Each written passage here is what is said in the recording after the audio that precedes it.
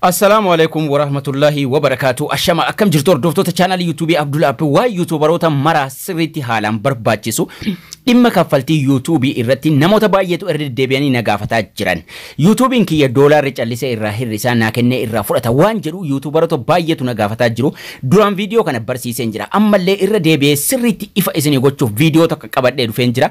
Sirriitti na hordofaa, like, share gochuudha hiriyoota keessaniif na waliin tura isiniin jechuu barbaada. Akkasuma boleeyyan haaraa taatan subscribe gurraacha jiru tokko hin dagatinaa isiniin jecha YouTube studio irra yeroo jalqaba seentan egaan view jira, watch hour jira, subscribe jira. Yeroo mara kabultii 28 qofa kan isin fuuldura kanarratti argitan jechuudha. Maaliif saatiin irraa hirrata, maaliif view'n hirrata, maaliif subscribe'n hirrata, akkasuma maaliif doolaarri hirrata isa jedhu bal'inaan waliin ilaallaa jechuudha. Kabultii 28 qofa kana jechuun kabaatii tokko qofa fuula dura kana kahaa jechuudha. Yeroo baatii haaraan dhufu dabalee lakkaa'u eegala keessattuu doolaara. Yeroo baatiin sun ol siqatee bultii 28 gahuu eegaleeoo maaliif irraa hirrataa isa jedhus sirriitti waliin ilaallaa jechuudha. Yeroo mara kaasii hirratu sa'atiis ta'e estimated revenue yookaan immoo doolaarri isin qabdan fuula dura kanarraa hirrachuun isaa isin dhibus isin dinquus hin qabu jechuudha. YouTube studio seera haaraa fide akkaataa itti maallaqa sana ilaallatan seera isaa jijjiiree jira. Akkasuma siistama kaffaltii isaas jijjiiree jira. Sanaa waliin ilaallaa jechuudha. Kabultii 28 qofa asirratti ilaalla. Kun ni dabalas yeroo baatiin sun ammas baatiin haaraan dhufe hirrachuu eegalaa jechuudha. Kabultii 28 haaraa qofa lakkaa'aa deema. Yeroo mara revenue keenya guutuusaa ilaallachuu barbaannaan sirriitti ilaaluu barbaannaan mata dureelee jira kana jiran keessa yeroo mara kan nuti waan hunda bakka takkatti argannu analytics ka jedhu mata duree jala kana jiru keessaa jechuudha. Doolaara keenya guutuu ilaaluu barbaannaan analytics kana jala seennaa jechuudha. Mallattoolee as jala jiran kana keessa analytics jala seenuudhaan analytics kun mata duree adda addaa qaba. Doolaarri keessan qannasaa hin jiru jechuudha. Kabultii 28 irraa hirrisaa jira malee. Kanaafuu bultii 28 qofa lakkaa'aa. Kanaafuu mata duree revenue jala deemna. Mata dureelee as jiran kana gara bitaatti xiqqoo haxaa'uudhaan revenue ka jedhu kana jala adeemnaa jechuudha. Revenue jala yeroo deemnu ammallee waan namoota baay'eedhaaf hin galle takka waliin ilaalla. Inni fuula dura taa'uuga revenue kana jala gallee fuula dura kan taa'u kabultii 28ti.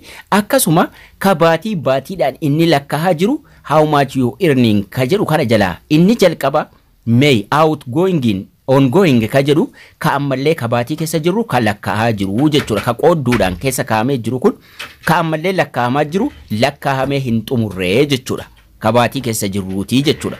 Ka ittaananu garuu baatiileen ittaananu lakkaa'amee xumurame qobaatti dabarsee jira jechuudha.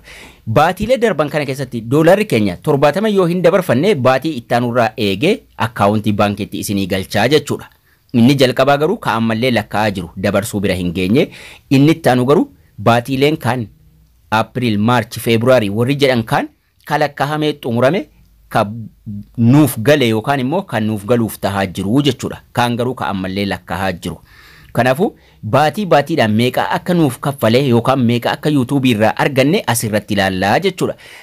Ka biraa achuma revenue jala asirra tuqannee gara fuula duraa deemuudhaanis ka baatii hundaa ilaaluu dandeenya.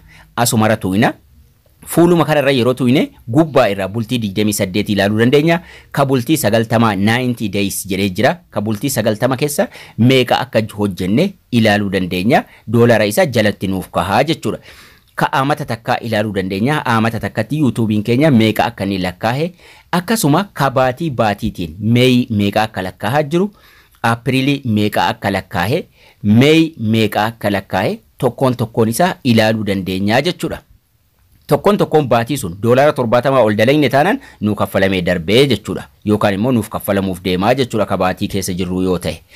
Watch page ads jira, short feeds video gabaabarraa meeqa akka arganne super chat yoo nu guutamee jiraate achuma mata duree super chatis qobaatti bahee addaan bahee nuuf kahamaa jechuudha. Mata dureedhuma revenue jala qobaatti nuuf kaa'ee jira. Ooliirra immoo yeroo keenyu ka hunda isaa bakka takkatti akkasuma tokkoon video meeqa akka nuuf lakkaa'es video sana irraa ilaallannaa jechuudha. Mata dureedhuma revenue jedhu jala. tokkoon isaarra tuquudhumaan salphaatti ilaala. Gara biraatiin mallattoodhuma doolaaraa kanarra tuqina akkuma YouTube studio irra seenneen mallattoo doolaaraa kanarra tuquudhaan mata duree revenue jala deemnaa jechuudha. Mata duree revenue ka jedhu kadhumarra jirurra deemna. Sanaan booda baatiidhaan meeqa akka nuuf lakkaa'e asirraa ilaallaa jechuudha. Ka fuuldura irra jiru yeroo YouTube studio irra deemnu ka hirratu sun nu yaachisuu hin qabu jechuudha. Maallaqni keenya hirrataa osoo hin taane bultii 28 haaromsaa jira waan ta'eef achirraa ilaallannaa jechuudha. Mata dureedhuma revenue jala seeniidhumaan achi jala dhimma kaffaltii hunda baatiidhaan meeqa akka argataa jirru salphaadhumatti ilaallaa jechuudha. Sa'aatiinis watch hour isa jedhu kanarra tuqina. Watch hour irra tuquudhaan ammallee watch hour ka jedhu kana fuuluma duwwaa kanarra tuqina. Yeroo nuti irra tuqine ka bultii 90 ka amata keessatti meeqa akka arganne amata keessatti sa'aatii 43,554 tuqaa 5 ka bultii 90 keessatti baatii 3 keessatti sa'aatii 12,000 bultii 28 keessatti sa'aatii 4,000 bultii 7 keessatti sa'aatii 1,139 akka argadhe natti agarsiisaa jechuudha. Fuuldura irraa inni dabalaaf hirrataa deemu womaa nu yaachisuu hin qabu jechuudha. Doolaaruma irra tuquudhaan mata duree revenue jala deemne ilaallannaa jechuudha. Barnoonni keenyas kana fakkaata. Akkasirraa baratan abdii guddaan qaba. Haga barnoota kutaa itti aanu walitti deebinutti turtii gaarii.